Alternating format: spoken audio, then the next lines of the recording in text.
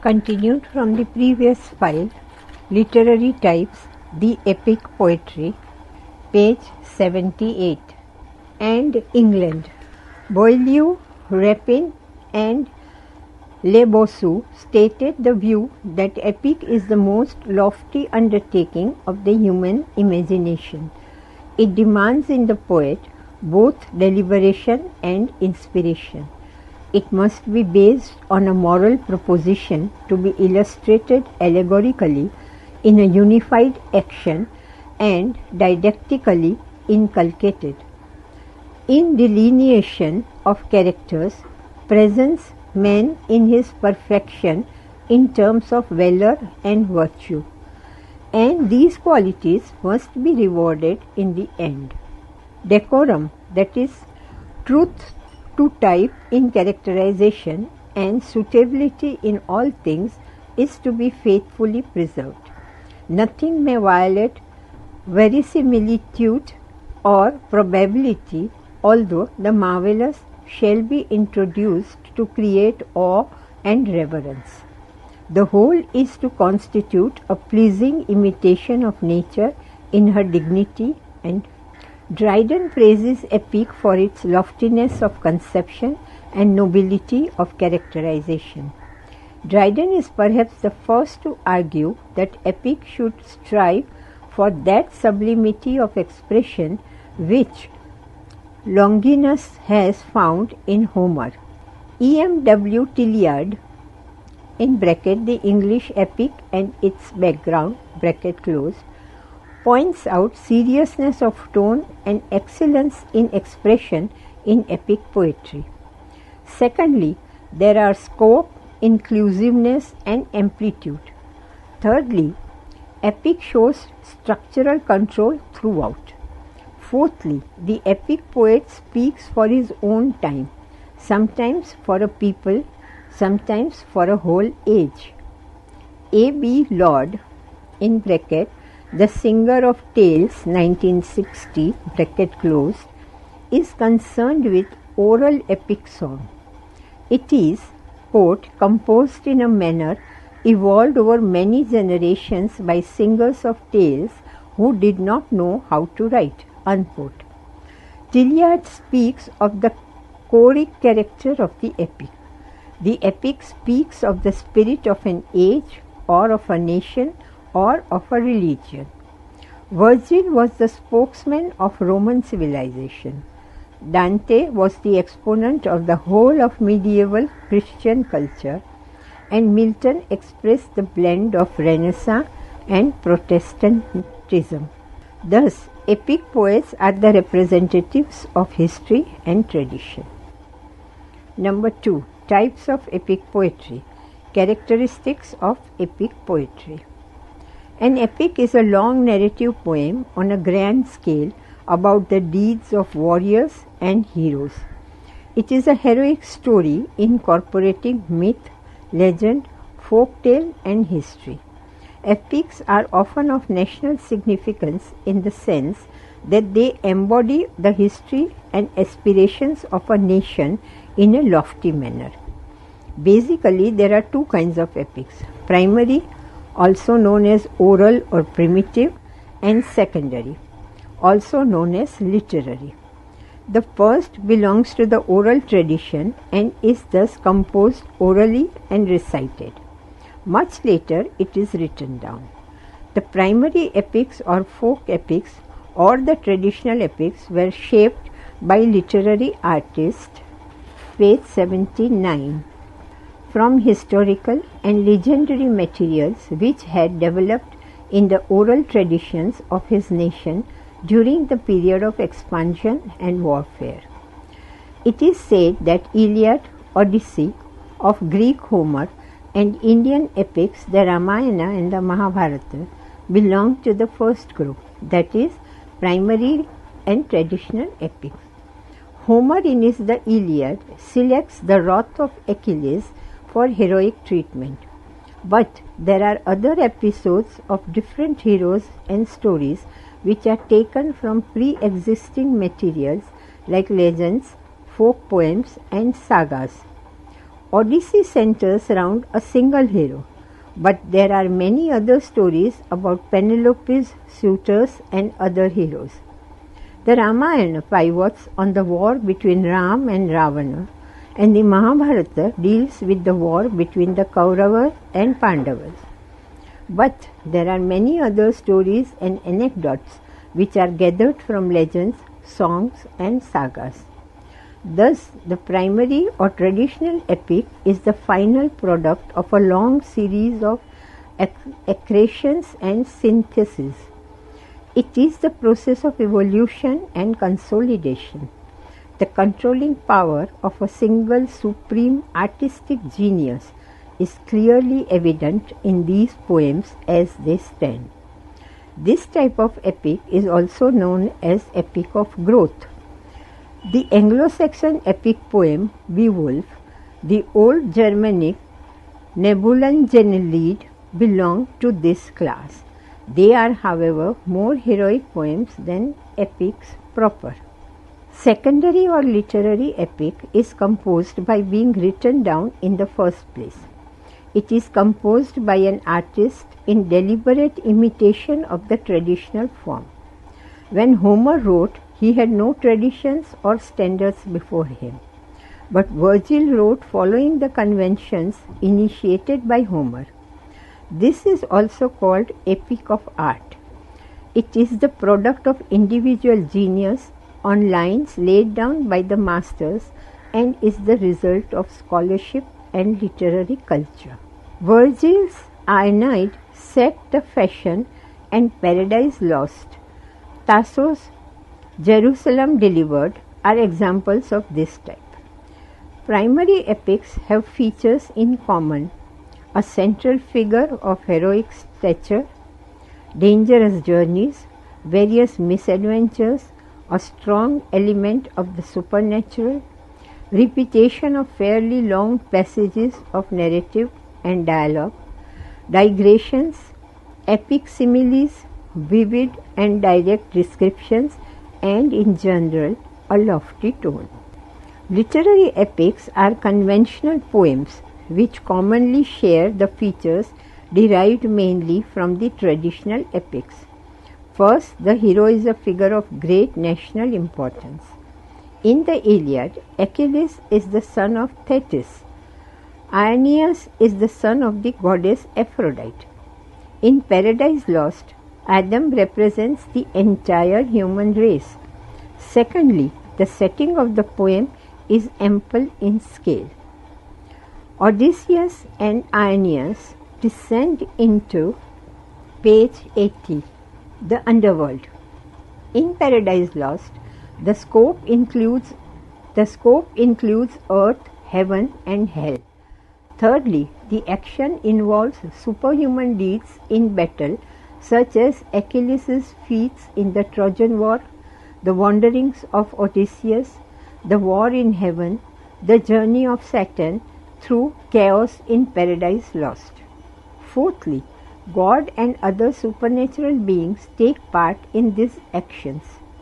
The Olympian gods in Homer and Christ and the angels are in Paradise Lost. These supernatural agents are called the machinery.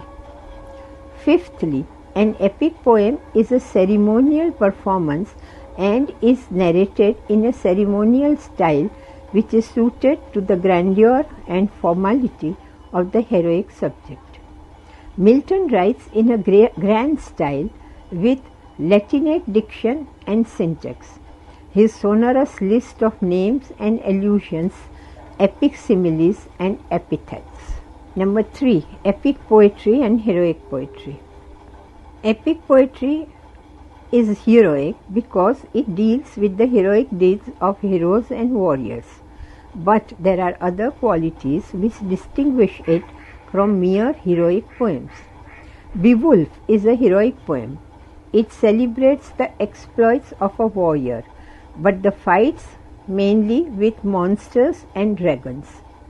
Similarly, the Battle of Maldon is a heroic poem. Beowulf cannot be put in the same class as Aeneid or Paradise Lost. It lacks epic unity. It is more like a nursery tale than a heroic story. Both Maurice Bavra and Tilliard agree that epic poetry is literary and sophisticated. Beowulf lacks certain civilized qualities which are essential in the true epic. Epic poetry has high quality linked with high seriousness. The poets like Virgil and Milton plan their great works with a conscious purpose to achieve something great. Secondly, in an epic, there is scope for variety.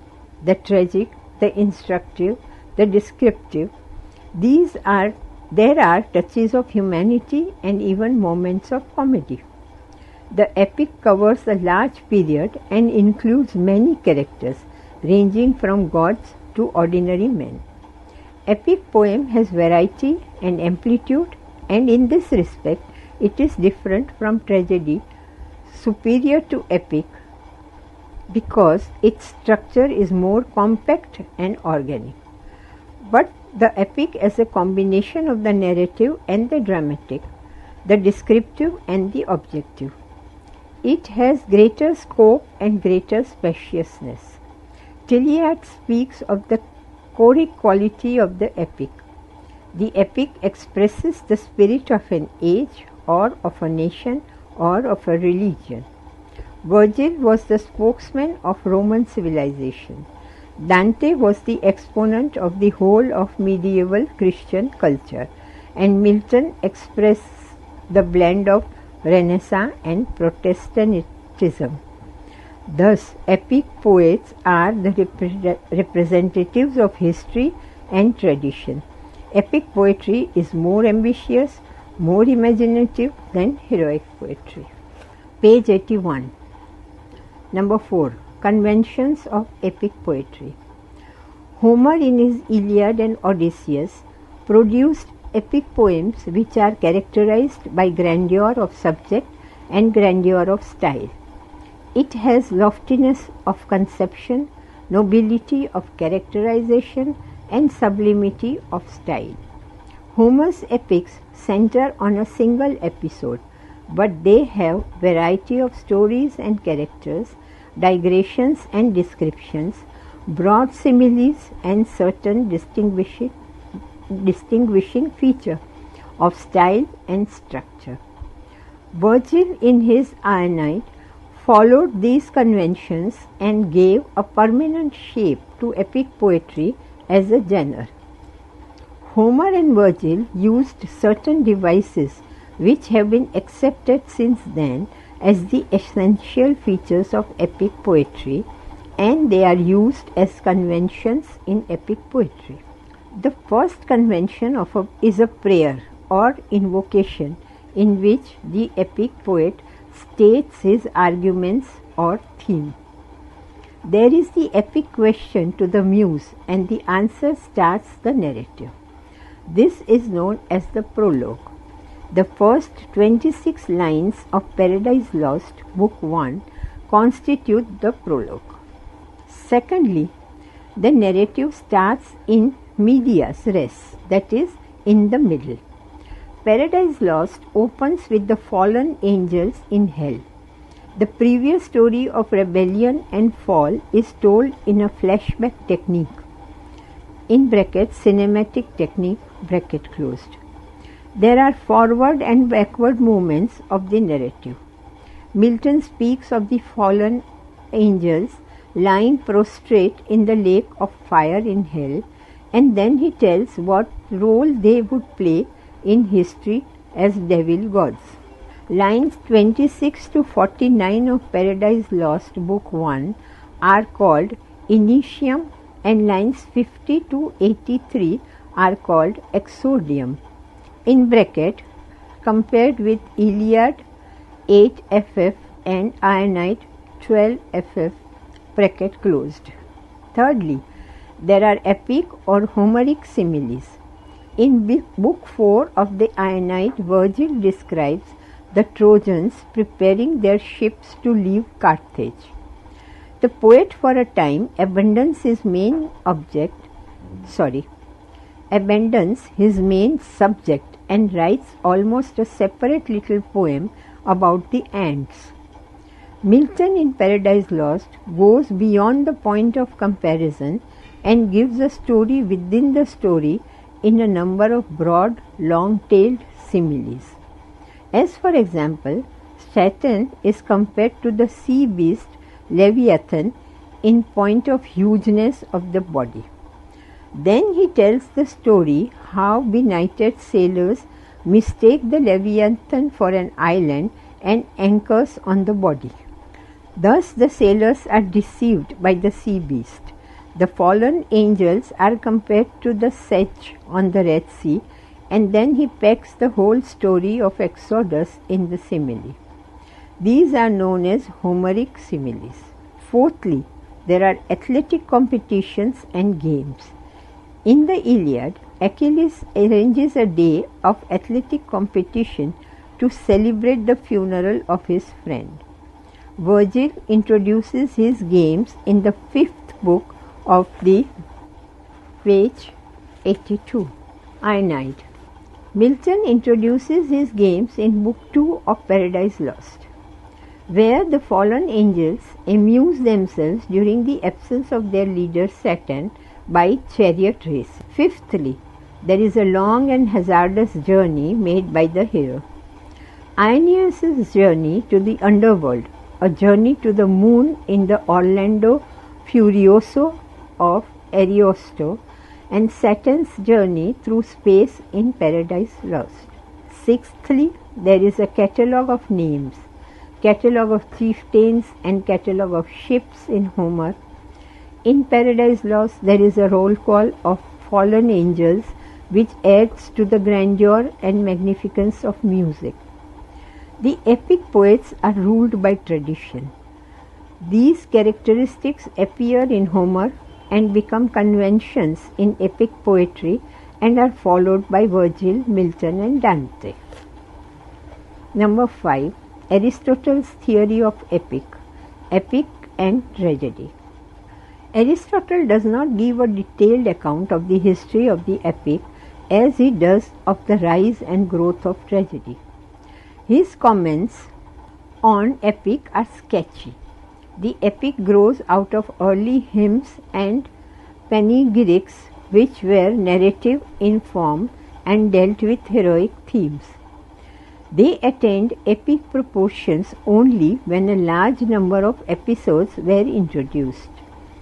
Another contributory factor was the adoption of hexameter, which could lend dignity and majesty. The most characteristic feature of epic poetry from the point of view of form is that it is a narrative in which the story is told by the poet and not acted by the characters. According to Aristotle, they found possibilities of direct imitation in another form of art, the dithyramb, and along with the dithyramb, the satyricon. The epic has virtues unattainable in the dramatic form. The first virtue in definiteness. The poet can clearly state his theme, and whenever there is any possibility of ambiguity, he can give precision by saying what his purpose is. There are Homer's magnificent introductions in bracket prologue and exordium bracket close to his two epics. Aristotle praises Homer for the dramatic quality of the epics. Quote, "The poet should say very little in propria persona, as he is mere imitator when doing that, whereas other poets are perpetually coming forward in person." Unquote. With his fondness for dramatic imitations, Aristotle not only underestimated the virtues of narrative poetry, but gives a misleading account of Homer's epics. It is true that Homer very often permits his characters to tell their own stories, and that a large part of the Iliad and Odyssey is taken up by direct statements. But what he forgets, page 83, is that an equally large part is descriptive and narrative, and what is strictly dramatic takes its color from the poet's estimate of men and their action. The narrator's prefaces and comments have their value, but they are inconvenient and detract from the total artistic effect. Critics are puzzled by the many confusing directions. Aristotle seems to give about the length of an epic. At one moment, he praises the Iliad and Odyssey for unity of action. At another time, he blames all epics for plurality of episodes or multiplicity of plots. He finds fault with other epic poets for taking up action with many parts which have supplied dramatists with material for many tragedies. This is obviously wrong, for a large number of tragedies could be made out of the Iliad and the Odyssey. Even about the magnitude of the epic, he is undecided. He praises the Homeric epics as marvels of construction in their own way, but he says also that an epic poem will have unity. Aristotle's contradictions are more apparent than real. What he means is that the epics must be of a length that can be taken in a single view. It means that it must have a unity. There is unity of action in an epic as well as in a drama, but with a difference. This is very clearly and lucidly expressed by Aristotle in course of his analysis of the plots of the Iphigenia in Tauris and the Odyssey. Quote, in plays then the episodes are short, in epic poetry they serve to lengthen out the poem. Unquote. The key to the difference as Aristotle understands it lies in the purpose for which plays are designed. Plays are designed for public performance, and so the unity of action is necessary. The epic is more loosely constructed, though it has a unity of its own. Its advantage is its largeness as well as its variety. Epic poetry is remarkable for dignity and majesty. Its large range also includes trivial incidents which invest it with loftiness. It also offers greater scope for the marvelous. What is the higher form of art, the tragedy or the epic? Aristotle's verdict is in favor of tragedy, which is imitative and in which the parts in here adhere closely to one another and the whole. Dr. Johnson's view is opposite. He says that, quote, first praise of genius is due to the writer of an epic poem, as it requires an assemblage of all the powers which are sufficient for other compositions. Unquote. Sir Roger D. Coverley says, quote, much may be said in both sides. Unquote. Preference of one form or the other will depend on individual temperament or the mood of the moment. Aristotle considers tragedy superior to, page 84, superior to epic because its structure is more compact and more organic. But the epic is a combination of the narrative and the objective. It has greater scope and greater spaciousness. So, the two forms are different in scope and treatment, and any comparison is arbitrary and artificial. Number 6. Structure of epic poem, epic and drama. Aristotle, in his Poetics, lays emphasis on tragedy and epic poetry. He, however, discusses other types of poetry, comedy, dithyrambic poetry, etc. Aristotle is concerned mainly with the different modes of imitation in poetry. He compares epic and tragedy in this respect.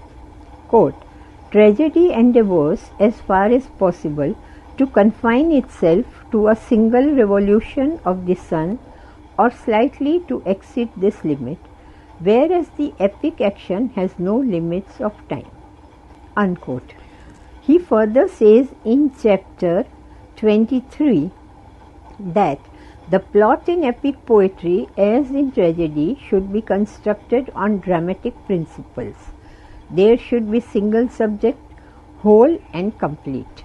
Homer singled out one theme and diversified his poem with variety of episodes. Just as tragedy, epic poetry may be simple or complex, or moral or tragic. The parts, with the exception of music and spectacle, are the same, for it requires reversal of situation, discovery, disasters, and proper sentiments and diction. The Iliad is simple and pathetic. Odyssey is complex and moral. The difference between epic poetry and tragedy lies in the scale on which each is constructed and the meter. In both, the beginning and the end must be capable of being comprehended at one view. Epic poetry has many episodes, though the essential unity is maintained. These diversify the interest regarding the advance to the catastrophe (denouement), giving occasional relief. These add mass and dignity to the poem. Moreover, being in the narrative form, many events simultaneously transacted can be presented, which is not possible in tragedy. Tragedy, quote, can imitate only that action which occupies the stage and in which actors are employed, unquote. In an epic poem, diction must be elaborate and splendid, and the heroic measure is most suitable. Aristotle further points out that the poet, in his own person, should speak as little as possible. Homer, after a few preparatory lines, produces a man, a woman, or some other character. Milton states the theme and purpose in 26 lines and then initiates the action in the middle, in bracket 27 to 49 lines, bracket closed, and next he introduces the subject, in bracket 50 to 83, bracket closed. From his first speech to Beelzebub, the story starts, but there is the backward and forward movement of the narration. The time sequence is always displaced in the narrative technique, giving mass and density of details. Continued in the next file.